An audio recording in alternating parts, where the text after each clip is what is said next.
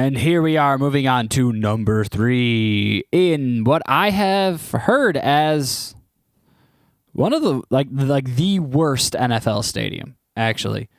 Washington Commanders, I've heard, have the worst NFL stadium. I don't know. I can't really tell.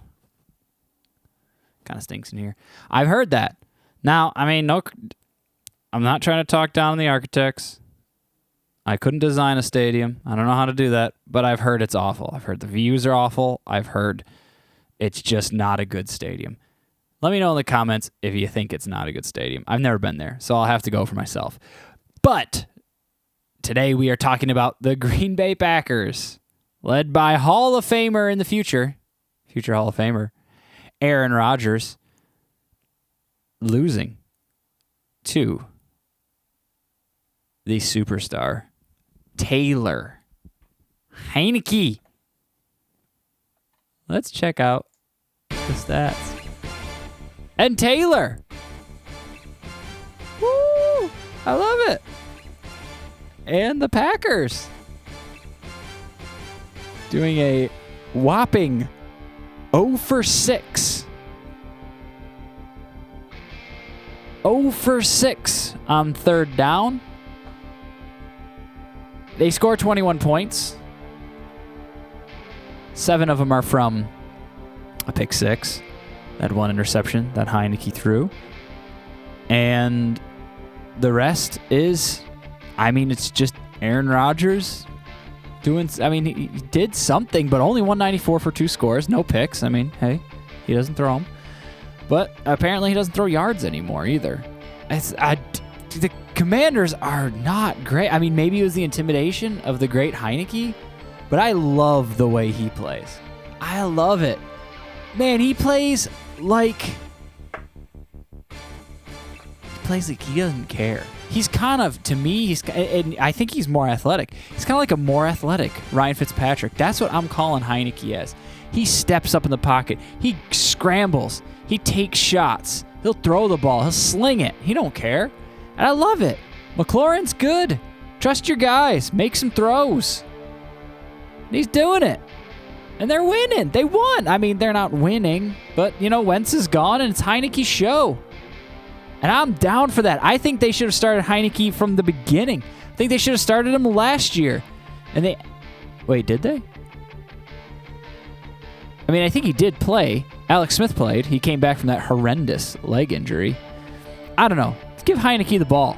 And then, you know, probably draft someone next year or something, because, you know, they're probably not going to make the playoffs. But I like it. I like Heinicke playing. I think they're wasting their time with Wentz. I think Wentz is just, it's like prolonging the inevitable of needing to rebuild anyways. I mean, that's what getting Wentz is. That's what getting Matt Ryan probably is. And now they've moved on. That's what getting Marcus Mariota is, although people are talking about how the Falcons might be, you know, turn around. And I thought that's what getting Geno Smith was, but that deserves its own video. But Heinicke was fun. For the first time in my life, the lowly Packers only have 2 people run the ball. It's the first time I've made this stat page, and it's just a blank underneath the second. Only 2 people ran the ball today. And Aaron Rodgers couldn't pull it off at the end. Drove down the field. He had a couple beautiful passes. His second touchdown, but the touchdown to make it 21-23 was classic Rodgers. Gorgeous toss right in the end zone. Oh my goodness. Right over the shoulder. It was amazing. But they drove down. They had their opportunities to score more points. They did not. They went. They scored the touchdown. They got them to punt, but then there just wasn't enough time left. They went down. They lost it on downs earlier on in the fourth quarter. Punted it. They couldn't. You just got to score earlier on. I mean, it was 23 points. It's not the craziest thing. You got 7 free ones from your defense. Heinicke was a beast. Does what he does, you know. 200 yards, 2 touchdowns, 20 for 33. That's what he does. It's not that good, but he does it. And Aaron Rodgers just couldn't pull it off. They had a wild final play that I loved. Reminds me of the play. except it wasn't successful. Or that miracle in Miami where we all got to see Gronk kind of fall down because they had him back there for the Hail Mary, and then they decided to do more of a hook and lateral pitching or tossing the ball back, lateraling. And then you got to see Gronk attempt to make a tackle, and he just kind of fell down, and that was really fun. I really enjoyed that. But I don't know what's going on with the Packers. They just made Aaron Rodgers the highest paid and the first $50 million man, I believe. I don't know. I don't know what you do. I guess you just hope it turns around. You hope it's just a tough run of it. But at his age, is what it is, or is it just bad receiving? Lazard's no good. Watkins no good. Watkins had a great play. I saw it. It was nice. But I think, I don't know. If I'm a Packers fan, I feel real weird. I feel really weird because there is an aspect of this that just feels like Rodgers isn't it anymore. And it is even more apparent in the fact that the playoffs have just not been good. And then he comes back in the regular season. But if you didn't notice, like in 2020, he had incredible stats, but, a little less yards. Makes no big mistakes, right?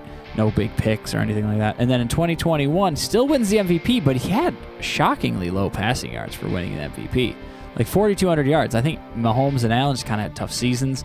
And I actually personally thought it should have gone to Brady.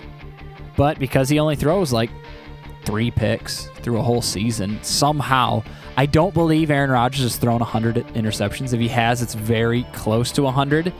And it doesn't even make sense how he has thrown so few interceptions. But then he comes to the playoffs and it's just not working out. And now that playoff play, what you saw in the divisional round last year, all of a sudden feels like it's in every game this season is that game from Aaron Rodgers. Just not enough. It's NFL in the 2020s.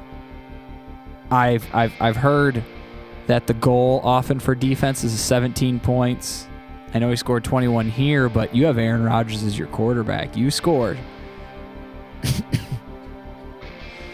27, 28, hopefully. I'm not sure. But they gotta pull it together. I don't know what you look for. I don't know if you try to make a midseason trade for a receiver. Hey, maybe McLaurin will be on the trading block. Or man, if they could get someone like Judy. I can't imagine the Broncos.